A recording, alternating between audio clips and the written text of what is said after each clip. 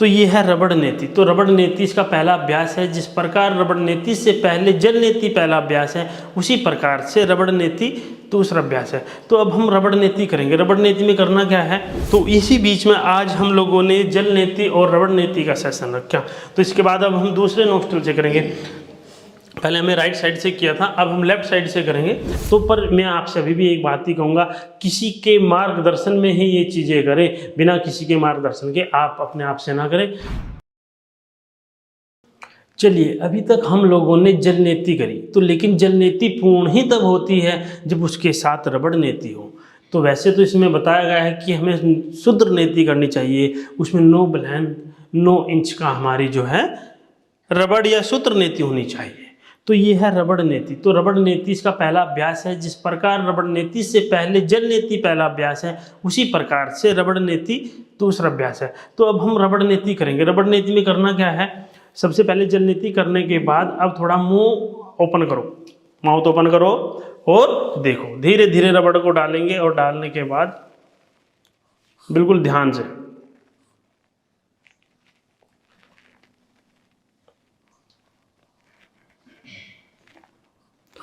पकड़िए ma'am, right hand से पकड़ेंगे और अंदर चली गई आपके रबड़ नेति। अब ये धीरे से पकड़ेंगे और इसे घुमाएंगे। तो इस प्रकार से जितने भी नाक के, आँख के, कान के साइनोसाइटिस, ब्रोंकाइटिस, अस्थमा तक, मतलब लंग्स को भी साफ करता है। इसी प्रकार से इसे धीरे धीरे इधर आएंगे और इधर निकालेंगे। और आँखों के सभी रोगों का निवारण अगर करने की सामर्थ्य है तो वो ऐसी ही योग की इन क्रियाओं में है। जो योग की ये प्रत्येक क्रियाएं आपको शारीरिक और मानसिक पूर्ण स्वास्थ्य देती हैं। तो जिस प्रकार शरीर को स्वस्थ करने के लिए आसन जरूरी है, उसी प्रकार इंटरनल शरीर को स्वस्थ करने के लिए तो ये षटकर्म जरूरी है। तो इसलिए महर्षि घिरण्य लिखते हैं, धोती, वस्ती, नेति, नौलिकी, त्राटिका, कपालभाति, चितानी, षटकर्माणि समाचरेत्। ये 6 प्रकार के षटकर्म हैं। तो इन 6 प्रकार के षटकर्मों को आप करोगे तो आप पूर्ण रूप से स्वास्थ्य को प्राप्त होंगे। तो इसी बीच में आज हम लोगों ने जल नेति और रबड़ नेति का सेशन रखा। तो इसके बाद अब हम दूसरे नोस्ट्रल से करेंगे। पहले हमने राइट साइड से किया था, अब हम लेफ्ट साइड से करेंगे। चलिए, माउथ ओपन करो,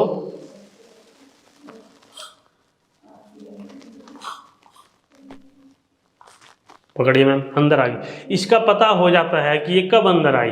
ये देखो, इसे किसी के ही मार्गदर्शन में ही करे। अब नाक से डाली, मुंह से निकाली, तो ये पूरी सफाई होगी आपकी, नस लगी भी, तो पूरा आपने इसकी प्रॉपरली जानकारी होनी चाहिए। ऐसी कोई इसे, चलिए ऐसे निकाल सकते हैं। तो इस प्रकार से जल नेति, रबड़ नेति हमारे शरीर को इंटरनली स्वस्थ करते हैं, क्योंकि हमें जितने हमारे अंग इंटरनली स्वस्थ होंगे उतने अच्छे। तो ये नाक, कान और आँख, इन तीनों का तो बिल्कुल रामबाण इलाज है ही, क्योंकि हमारी ये सारी वेंस कुछ आँखों की तरफ आ रही, कुछ कानों की तरफ गई हुई है, कुछ सर की, ब्रेन की तरफ गई हुई है। तो मानसिक रोगों के लिए भी बड़ा ही लाभकारी है। जिन लोगों की ओवर थिंकिंग है, जिन लोगों को इंसोम्निया की प्रॉब्लम है, उन लोगों के लिए भी बड़ी ही लाभकारी है। और आँखों के साइनोसाइटिस हो, ब्रोंकाइटिस हो, साइनस, उन सब के लिए बड़ा ही लाभकारी, बड़ा ही गुणकारी जल नेति और रबड़ नेति है। तो हमारे यहाँ हम इसीलिए हर वीक काया योग में इसे कराते हैं कि प्रत्येक व्यक्ति, हमारा मानना है कि प्रत्येक व्यक्ति जीवे में श्रद्धा सतम, कि प्रत्येक व्यक्ति 100 साल तक स्वस्थ रहेगा। तो उसे अपने प्रत्येक ऑर्गन्स की, प्रत्येक अंग की पहले से पहले किसी भी बीमारी की आप प्रतीक्षा ना करें। प्रत्येक व्यक्ति ने पहले से ही अपने आप को स्वस्थ रखना है। जिस प्रकार से हमें अपनी गाड़ी को मेंटेन करते हैं, तो उसी प्रकार हमें परमात्मा ने जो इस शरीर दिया है, इसे भी पहले से ही मेंटेन रखना है।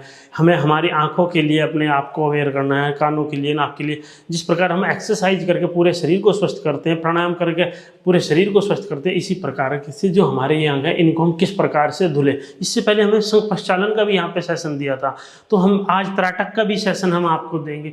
अब आंखों से गंदा पानी, आंखों की, कानों की, नाक की, ये सारी ही समस्या दूर हो जाएंगी। तो इसी प्रकार से हम लोगों ने प्रत्येक हफ्ते में एक दिन अपने प्रत्येक अंगों को धीरे धीरे निकालते जाओ। इधर से निकालो और ये देखो, अब ये पूरी रबड़ निकल गई मुंह से। बहुत बढ़िया। अब स्पीड करो, इसे धुलो।